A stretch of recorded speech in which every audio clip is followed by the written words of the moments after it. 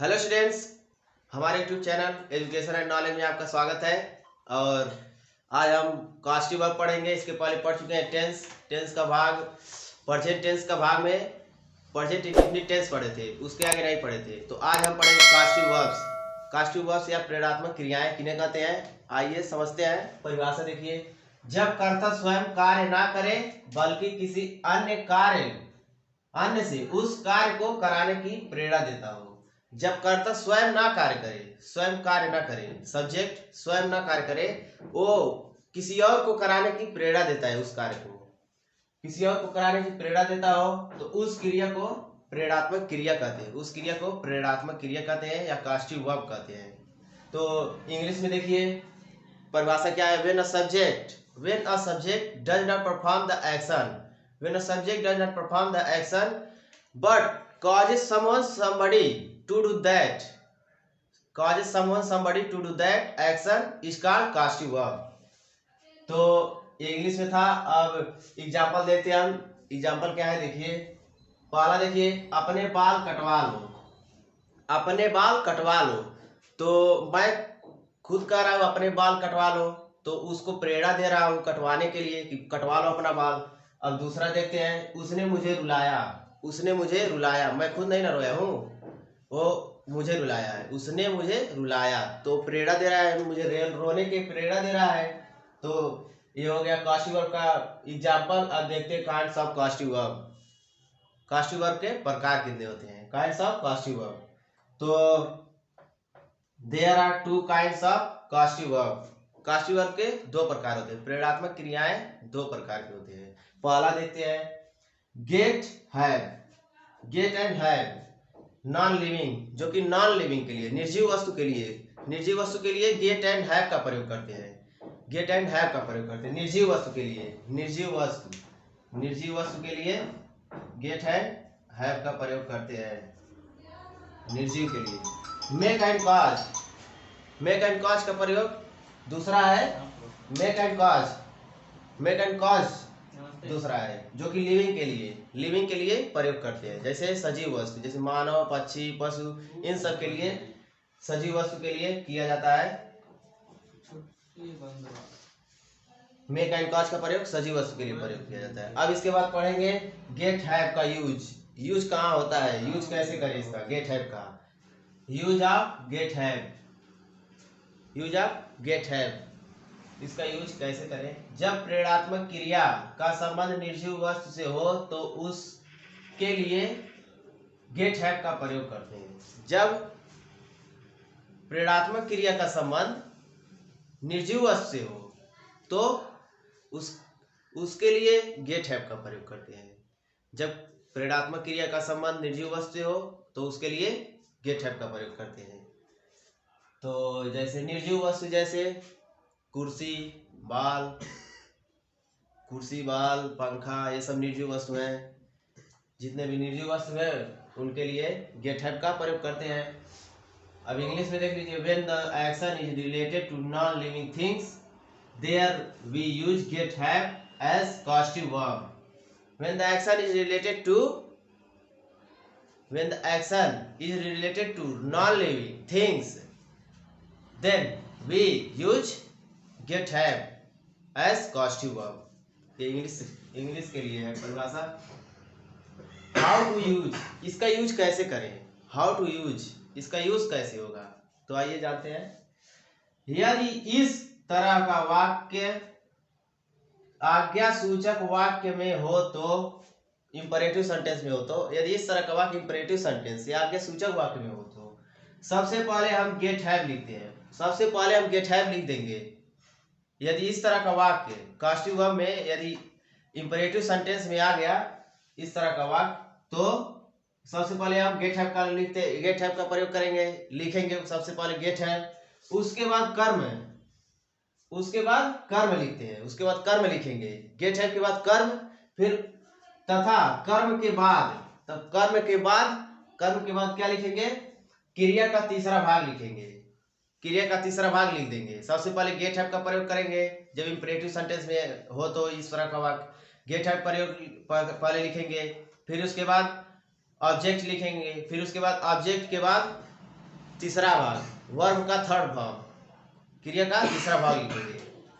तो इंग्लिश में देख लीजिए, if this types sentence are in imperative sentence, if this type sentence are in imperative sentence, at the first we write get have.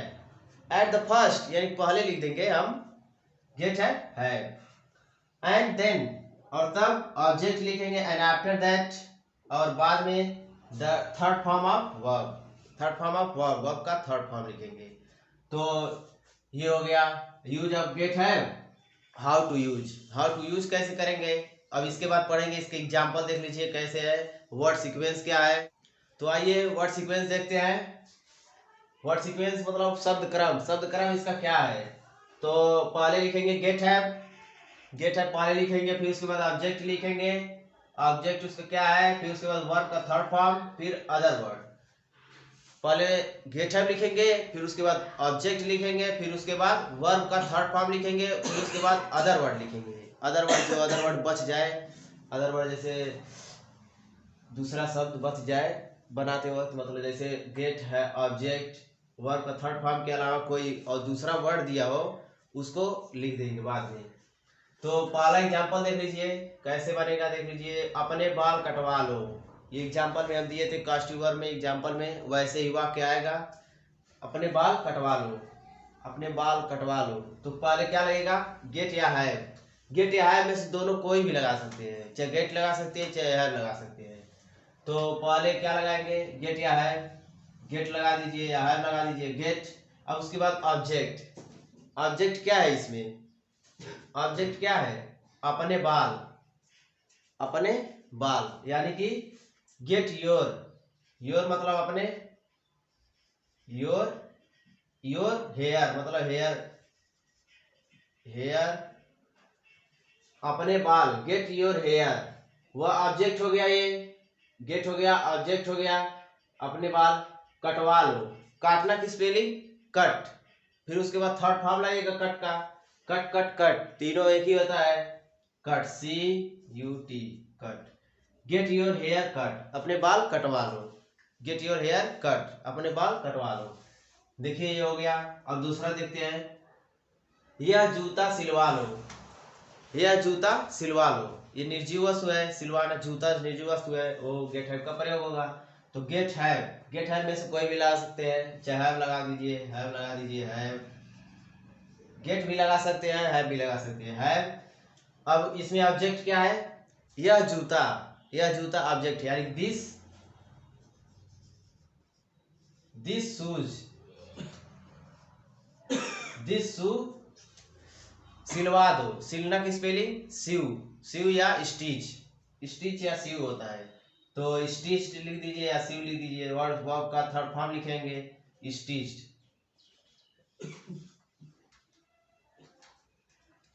Have this shoe stitched, have this shoe stitched यानी कि यह जूता सिलवा दो, या get this shoe stitched, get भी लगा सकते हैं, हैव भी लगा सकते हैं, दोनों लगा सकते हैं।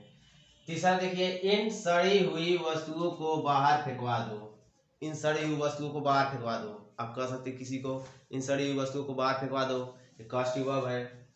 देख लीजिए इसको क्या बनेगा, कैसे बनेगा, पहले गेट है लगाएंगे, इन सड़ी हुई वस्तुओं को बाहर फेंकवा दो, पहले गेट लगाएंगे, गेट या है, गेट लगा देंगे, गेट, गेट लग गया, गेट। अब उसके बाद ऑब्जेक्ट क्या है, इन सड़ी हुई, इन सड़ी हुई वस्तुओं, इन सड़ी हुई वस्तुओं। तो इन सड़ी हुई वस्तुओं, सड़ी हुई, रोटेन, रोटेन मतलब सड़ी हुई, गेट दीज, इन सड़ी हुई यानी दीज, इन दीज सड़ी हुई, रोटेन, रोटेन मतलब सड़ी हुई वस्तुओं, थिंग्स, थिंग्स बाहर फेंकवा दो, इन सड़ी हुई वस्तुओं को बाहर फेंकवा दो, यानी कि ऑब्जेक्ट हो गया, और वर्ब का थर्ड फॉर्म लगेगा, वर्ब का थर्ड, वर्ब की यहाँ पर क्या है, फेंकवाना, फेंकना, थ्रो, थ्रो मतलब फेंकना होता है, थ्रो का third form thrown, throw threw thrown. Get this rotted things thrown, thrown कहाँ पर, बाहर, ये अदर वर्ड बच गया, अदर वर्ड बच गया बाहर, बाहर फेंकवा दो, यानी कि बाहर, आउटसाइड, थ्रोन आउटसाइड, बाहर। तो इन सड़ी हुई वस्तुओं को बाहर फेंकवा दो। इसका हो गया get these rotted things thrown outside. Rotted मतलब सड़ी हुई होता है। अब इसके बाद चौथा देखिए, इस पत्र को भिजवा दो, इस पत्र को भिजवा दो। तो पत्र क्या है, निर्जीव है, निर्जीव वस्तु है पत्र, उसको भिजवाना है। तो कैसे बनेगा, गेट है पहले लगेगा, गेट या है दोनों लगा सकते हैं, गेट। अब इस पत्र यानी कि ऑब्जेक्ट क्या है, इस पत्र, get this letter, get this letter, भिजवाना की स्पेलिंग सेंड, सेंड का थर्ड फॉर्म लगेगा, सेंड का third form sent, sent, get this letter sent, get this letter sent. पांचवा देखते हैं, चौथा देख लिए, पांचवा, यह आवेदन भाई से भरवा लो, यह आवेदन। तो पहले क्या लगेगा, गेट, गेट लगा दीजिए या हैव लगा दीजिए, कोई भी लगा सकते हैं, गेट, गेट। अब यह आवेदन, ऑब्जेक्ट क्या है, यह आवेदन, गेट दिस, आवेदन का मीनिंग क्या है, एप्लीकेशन, गेट दिस एप्लीकेशन। अब वर्ब का थर्ड फॉर्म, वर्ब क्या है, भरना, भरवाना, भरना की स्पेलिंग फील्ड, फील्ड का थर्ड फॉर्म फील्ड, फील्ड, भाई से, बाई ब्रदर, भाई से यानी बाई ब्रदर, ब्रदर के द्वारा यानी भाई के द्वारा, भाई से भरवा लो, बाई, अदर वर्ड हो गया brother, brother, get this application filled by brother, यह आवेदन भाई से भरवा लो। तो छठवां देखते हैं, यह कुर्सी हटवा दो, यह कुर्सी हटवा दो, कुर्सी निर्जीव वस्तु है, कुर्सी को हटवाना है, उसको बनाना है। तो ये देखिए, गेट या हैव लगेगा, गेट या हैव, गेट लगा दीजिए या हैव लगा दीजिए, गेट। अब ऑब्जेक्ट क्या है, ऑब्जेक्ट यह कुर्सी, यानी get this chair, get this chair, हटवाना, हटाना की स्पेलिंग रिमूव, रिमूव का थर्ड फॉर्म रिमूव्ड। तो get this chair removed, get this chair removed. तो इसके बाद ये हो गया पूरा। अब इसके बाद आएगा टेंस, टेंस से कैसे बनेगा, ये तो इंपरेटिव सेंटेंस था। तो अब टेंस का रूल देखते हैं, टेंस का रूल कैसे गेट हैव में प्रयोग करें। तो टेंस उसी के जैसे, टेंस के सहायता से कैसे करें, तो गेट हैव वैसे ही बनेगा, वैसे रूल पिछला वाला रूल रहेगा लेकिन टेंस में रहेगा।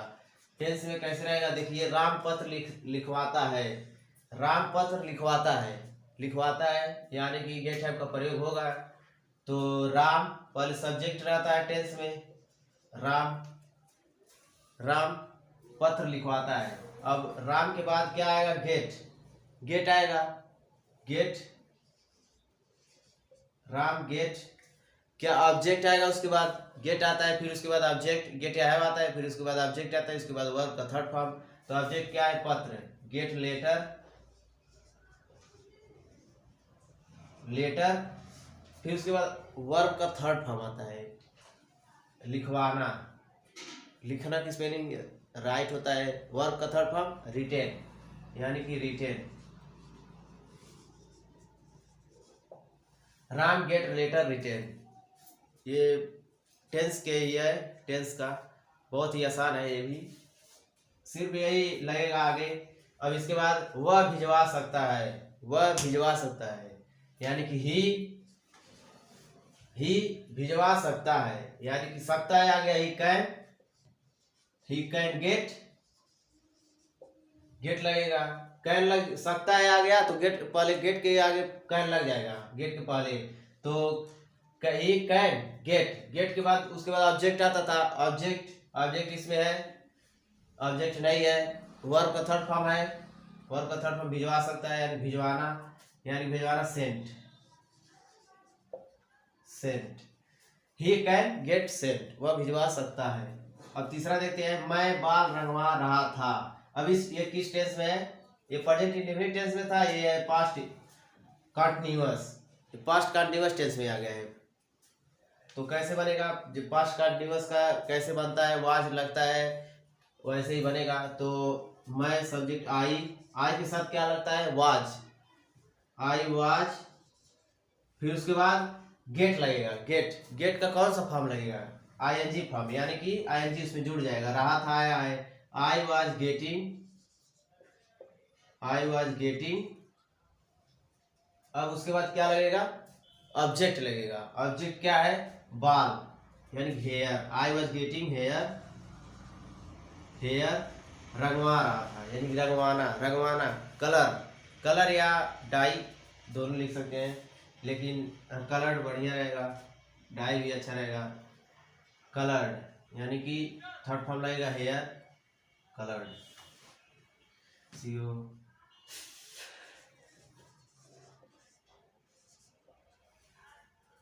तो मैं बाल रंगवा रहा था, मैं बाल रंगवा रहा था। अगर यहाँ पर अपना रहता तो I was getting my hair coloured, my hair coloured. यहाँ अपना रहता तो I was getting hair coloured, मैं बाल रंगवा रहा था। इसका हो गया आई वॉज गेटिंग। टेंस में वैसे ही बनेगा। तो चौथा देखते हैं। चौथा, वह किताब पढ़वाएगा, ये किस टेंस का है, किस टेंस का है, फ्यूचर टेंस का है। तो वह किताब पढ़वाएगा, वह किताब पढ़वाएगा। विल सेल लगता है फ्यूचर टेंस में। तो सब्जेक्ट क्या है, ही। अब ही के साथ क्या लगता है, सेल लगता है कि विल लगता है, विल लगेगा। He will.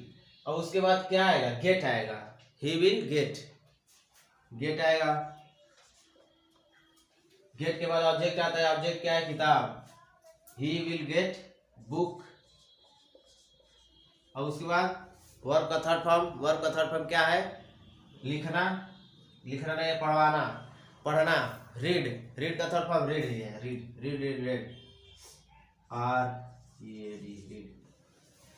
He will get book read. तो इसके पहले पढ़ चुके हैं टेंस का एग्जाम्पल, टेंस का यूज गेट हैव में कैसे करें। अब इसमें आइए देखेंगे use of make and cause. Use of make and cause का यूज कहाँ होता है, कैसे होता है, कैसे करें।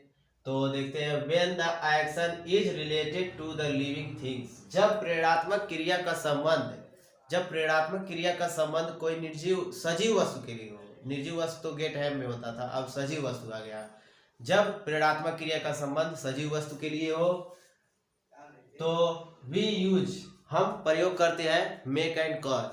We use make and cause as a causative verb, प्रेरणात्मक क्रिया का रूप में, प्रेरणात्मक क्रिया के रूप में करते हैं। तो नोट, इसमें देखिए एक नोट है जो कि बहुत ही महत्वपूर्ण है। This types sentence can be used in any tense. This types यानी कि इन, इस प्रकार का सेंटेंस, कैन बी यूज्ड हम प्रयोग कर सकते हैं, इन एनी टेंस कोई भी टेंस में। इस प्रकार का वाक्य या सेंटेंस हम किसी भी टेंस में यूज कर सकते हैं, मेक एंड कॉज वाला।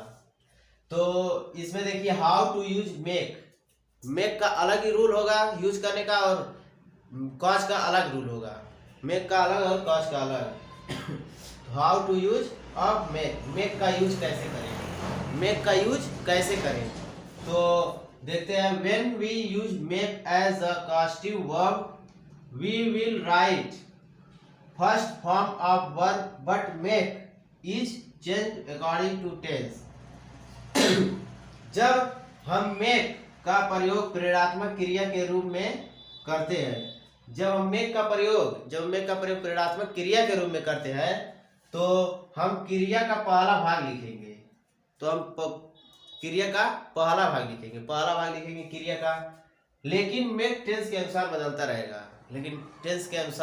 रहेगा। मेक वो फॉर्म अलग अलग रहेगा उनका टेंस का, तो इसलिए फॉर्म बदलता रहेगा मेक का।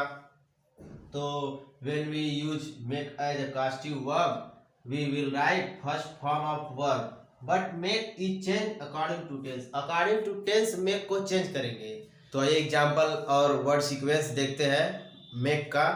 तो देखिए वर्ड सीक्वेंस, सब्जेक्ट पहले रहेगा, फिर मेक रहेगा, फिर ऑब्जेक्ट रहेगा, फिर वर्ब का फर्स्ट फॉर्म रहेगा, फिर उसके बाद अदर वर्ड रहेगा।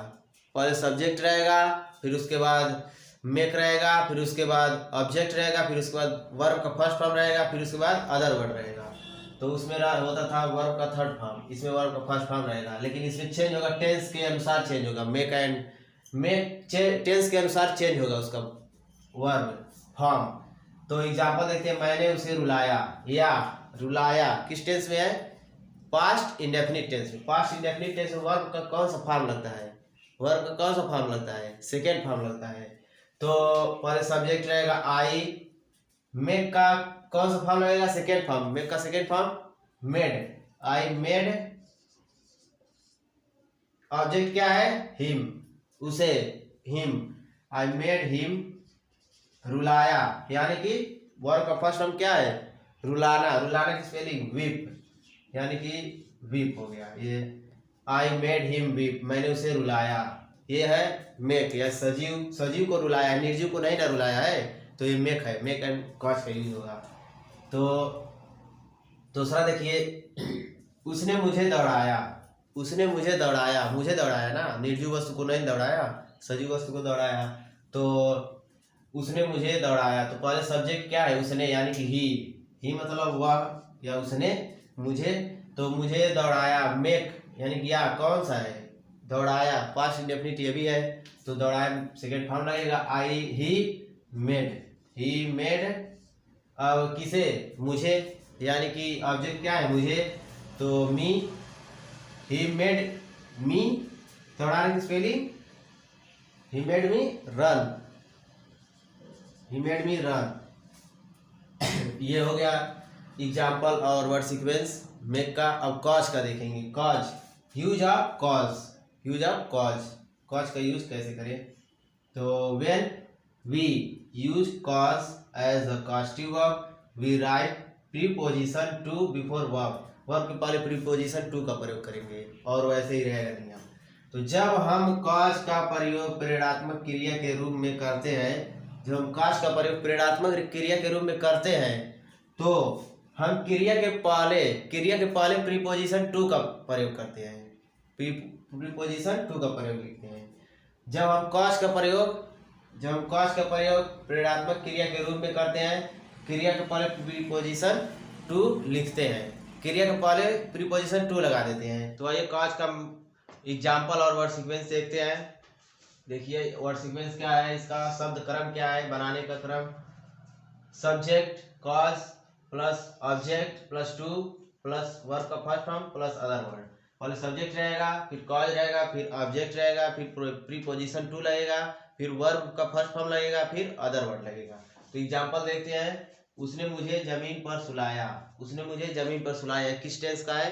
टेंस इसका क्या है? सुलाया। या आ गया अंतिम में प्रेजेंट, प्रेजेंट नहीं, पास्ट इंडेफिनिट, पास्ट इंडेफिनिट। तो पास्ट इंडेफिनिट में वर्ब का सेकेंड फॉर्म लगता है, तो वर्ब इसमें कॉज है, कॉज वर्ब है, तो ही कॉज, ही कॉज सेकेंड फॉर्म लग जाएगा कॉज्ड। फिर उसके बाद ऑब्जेक्ट क्या है? मी, फिर उसके बाद टू लग जाएगा, टू, फिर उसके बाद वर्ब का फर्स्ट फॉर्म। वर्ब क्या है? सुलाना, यानी कि सुलाना, स्लीप ऑन ग्राउंड, जमीन पर। He caused me to sleep on ground, उसने मुझे जमीन पर सुलाया। यह पास्ट इंडेफिनिट का है, ये सुलाया या आ गया, तो ही कॉज्ड हो जाएगा, ये कॉज्ड में चेंज हो जाएगा सेकेंड फॉर्म में, caused me to sleep on the ground. तो दूसरा देखते हैं, मैं तुम्हें डीएम बनाऊंगा। ये मेक से भी बन सकता है, मेक से ज्यादा बेहतर रहेगा, मेक वाले से, कॉज से ज्यादा बेहतर नहीं रहेगा, तो मेक से बनाते हैं हम। तो आई, मैं तुम्हें, आई मेक, यानी कि मेक कौन सा टेंस है? पहले फ्यूचर टेंस, फ्यूचर टेंस है, तो फ्यूचर टेंस में आई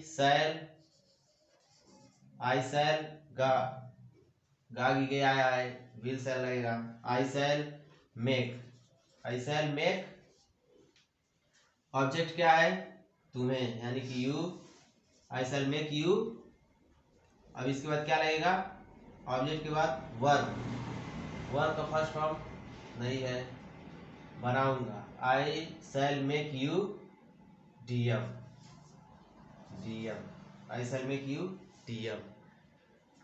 तो तीसरा देखते हैं एग्जाम्पल, मैं तुम्हें डीएम बनाऊंगा, ये हो गया।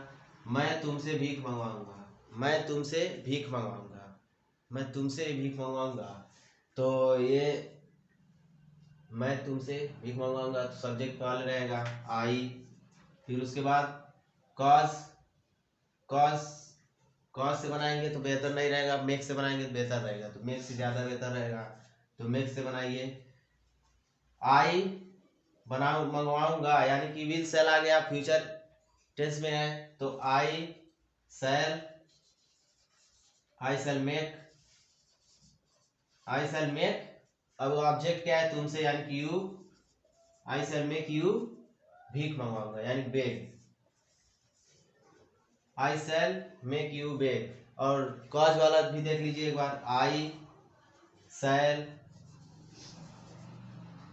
Cause, I shall cause you to beg, I shall cause you to bag.